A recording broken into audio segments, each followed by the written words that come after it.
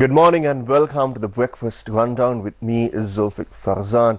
Now today we have an exciting lineup of stories of what happened during the past 24 hours and what's going to happen during the next 24 hours as well. So let's start off with something interesting. Now yesterday, Sri Lankan authorities revealed that they busted a massive drug haul from the Sea of Sri Lanka in the southern part of the Sea of Sri Lanka. Now authorities said that they believe that these drugs originated all the way from Afghanistan and then was transported by Iranian boats towards the Sea of Sri Lanka, where in the Sea of Sri Lanka those drugs were moved into Sri Lankan fishing boats. Now Sri Lankan authorities have revealed the estimated value of the narcotics seized from the two multi-day fishing vessels that were intercepted on May 28, 2025, carrying massive hauls of heroin and methamphetamine, also known as ice. Now the operation has resulted in the seizure of narcotics valued at over 30 million US dollars. That's almost 12 billion Sri Lankan rupees. The first vessel was identified as Nirosh 4. It was found to be transporting 166 kilograms of heroin valued at approximately 11 million US dollars, along with 253 kilograms of methamphetamine estimated at 8.4 million US dollars. The total value of the narcotics aboard this vessel alone reached nearly 19.5 million US dollars. Authorities intercepted a second vessel named Jayarusit, which was carrying 108 kilograms of heroin worth 7.2 million US dollars and 250 kilograms of methamphetamine valued at 8.3 million US dollars. The combined street value of the drugs on this vessel was approximately 15.5 million US dollars. Authorities believe the vessels were part of a larger transnational smuggling network attempting to use Sri Lankan waters as a transit route. Sri Lanka's Police Narcotic Bureau said it has intercepted and seized a staggering 1,758 kilograms of illegal narcotics from multi-day fishing vessels operating in Sri Lankan waters in 2025 alone. The total estimated street value of these seizures exceed 23 billion Sri Lankan rupees. That's 76.6 million US dollars, marking one of the most significant drug interdiction efforts in the nation's history. Now, the most substantial single-day seizure occurred on April 5th, 2025, when authorities intercepted a vessel carrying 862 kilograms of narcotics. This operation marked a turning point in the year's crackdown on maritime trafficking. What you're witnessing on your screens right now are footage that was recorded by our Newsfirst cameras yesterday following the raid that took place on high seas in the Sea of Sri Lanka. Now moving on, the Union of Post and Telecommunication Officers has launched a 2-day island-wide strike beginning at midnight on May 28th in protest over unresolved issues, including a critical shortage of staff across the postal service. Now this strike is already in effect. The president of the Union of Post and Telecommunications Officers, GCC Negotiation, stated that the government has failed to take any meaningful steps to fill the long-standing vacancies in the postal department, some of which have remained unaddressed since 2016. That's almost a decade ago. The strike, which will continue until midnight on May 30, affects post officers across the country and is expected to significantly disrupt mail and parcel delivery services. Now, President of the Union of Post and Telecommunications Officers, GCC Negotiation, emphasized that the shortage of officers is not only affecting internal operations but also the public who rely on postal services for essential deliveries. He said that the department is currently operating with a shortage of 2,000 officers.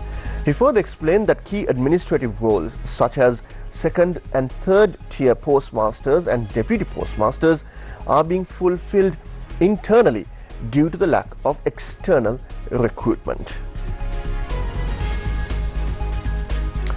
Now, you might recall just about a month ago, US President Donald Trump decided to impose reciprocal tariffs on over 60 nations, and Sri Lanka was also victim to that move, with Trump announcing 44% of reciprocal tariffs on Sri Lanka. Now, after his decision, President Donald Trump decided to give a 90-day grace period for countries to engage in negotiations with the Office of the U.S. Trade Representative. However, a universal 10% tariff is imposed on all trading partners except for China. A high-level discussion on U.S. imposed tariff policies took place yesterday in Washington, D.C. with the participation of a Sri Lankan delegation led by Deputy Minister of Finance and Economic Stabilization, Dr. Harshana Surya Peruma. Now, the meeting was held at the invitation of the Office of the United States Trade Representative and focused on strengthening bilateral trade relations between the two nations. Now, among those who were present for this discussion was the central bank governor, Dr. Nandalal Veerasinghe, and Sri Lanka's envoy to the United States, Mahinda Samarasinghe, as well. Now, the dialogue is part of ongoing efforts to address tariff-related concerns and explore opportunities for deeper economic cooperation. Now, at the same time, taxes. Now, tax is something that is widely being discussed across the Sri Lankan fora following the implementation of the IMF bailout package for the country. Now, taxes are seen as a method of revenue generation for the state as it attempts to recover from one of the worst economic crises that took place almost 2 years ago.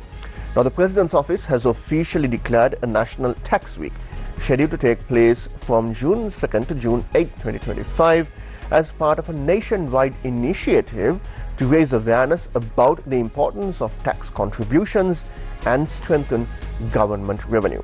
According to Nishantha Jayavira, the Senior Additional Secretary to the President and Head of Presidential Task Force on Revenue Administration Reform and Modernization, the week-long campaign aims to educate the public on how tax funds are utilized by the government and why citizen participation in the tax system is vital for national development.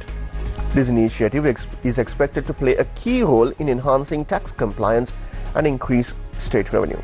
A series of public outreach programs and educational events will be conducted across the island by key institutions including Sri Lanka Customs, the Department of Internal Revenue, and the Excise Department. The campaign will officially be launched on Monday, the 2nd of June, under the patronage of Sri Lankan President Anura Kumara Dissanayake. At the same time, Sri Lanka has also declared the week leading up to June 5th as National Environment Week, with a strong focus on combating plastic pollution. Now, this year's global theme is #BeatPlasticPollution. Now, it will guide a series of awareness campaigns, cleanup drives, and educational programs across the country. Now, the initiative is spearheaded by the Minister of Environment, and Subject Minister Dr. Dhammika Patabandi announced that June 5th will also be observed as Plastic Waste Management Day in Sri Lanka. The national celebration for World Environment Day will be held in Kegol, also under the patronage of Sri Lankan President Anura Kumara Dissanayake.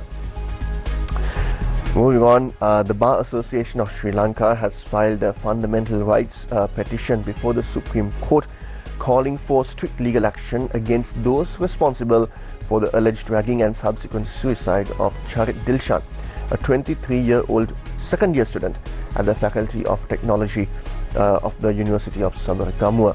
The petition was filed by BASL President Rajiv Amarasuriya and Secretary Chatura Galhena.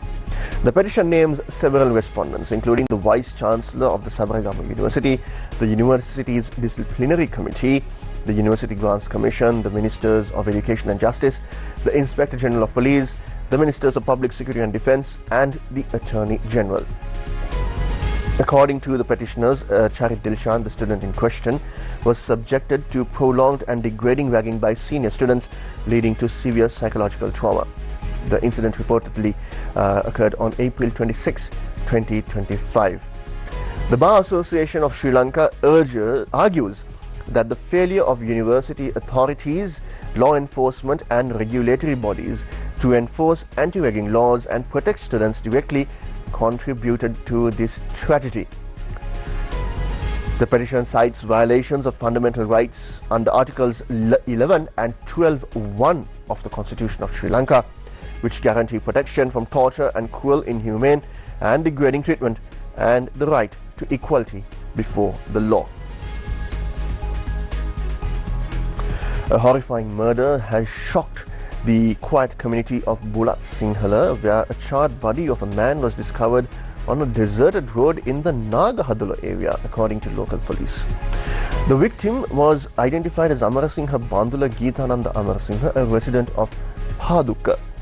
Sri Lanka police reports indicate that the body bore severe head injuries and the victim had been set on fire after being bound with tires from knee to chest. Investigators found a three-wheeler believed to be used by the victim parked approximately 50 meters away from the crime scene. Now, this incident was reported on May 28th. A preliminary inquiries revealed that the victim had left his home at 10 p.m. on May 27th and was last seen alive shortly thereafter.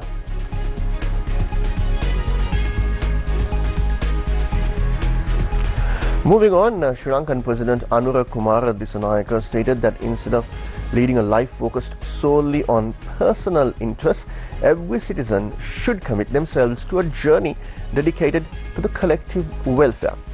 The President further noted that the 75 years of life and 64 years of monastic service by Venerable Dr. Omalpe Sobidathero stands as a profound example of such a path. The President made these remarks last afternoon at the Yatindrabi Vandana Mahotsava, a grand felicitation ceremony held to mark the 75th birth anniversary of Venerable Dr. Omalpe Sobidathero. The President further pointed out that achieving a turning point in national discipline cannot be accomplished merely through changes in political power, but requires deep societal engagement built on noble principles and shared values.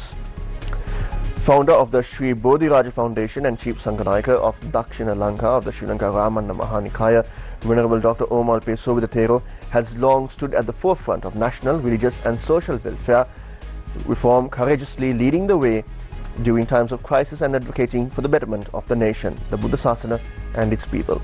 The ceremony was organized to honor his outstanding national, social and religious contributions and to offer prayers for his continued health and long life. A special commemorative CD featuring the tribute song Acharya Puja Omalpe Sobita Nahimi, sung by a student of Bodhiraja College and Sri Bodhiraja Dhamma School, Visharada Dulita Menuja, was also handed over to the President at this event. At the same time, the Colombo Grand Mosque last night announced that the Sri Lankan Muslim community will be celebrating the festival of Hajj, one of the most important pillars of Islam, on the 7th of June after the sighting of the crescent.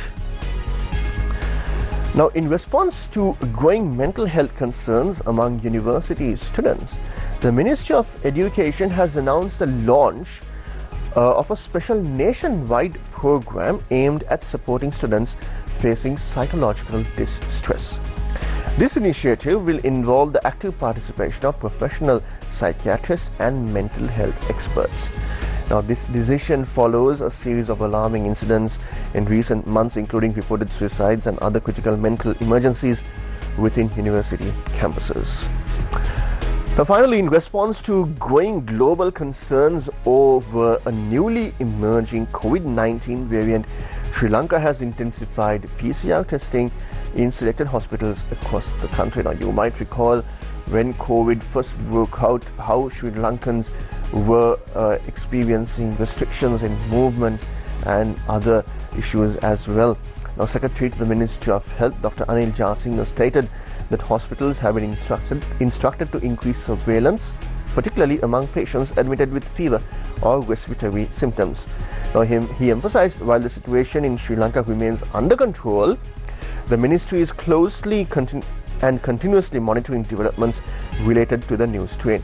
Now, Dr. Anil Jasinghe also clarified that there are no current plans to impose movement restrictions or lockdowns. Well, that brings an end to this morning's edition of the Breakfast Rundown with me, Zulfick Farzan. Until I meet you again tomorrow morning, take care and stay safe.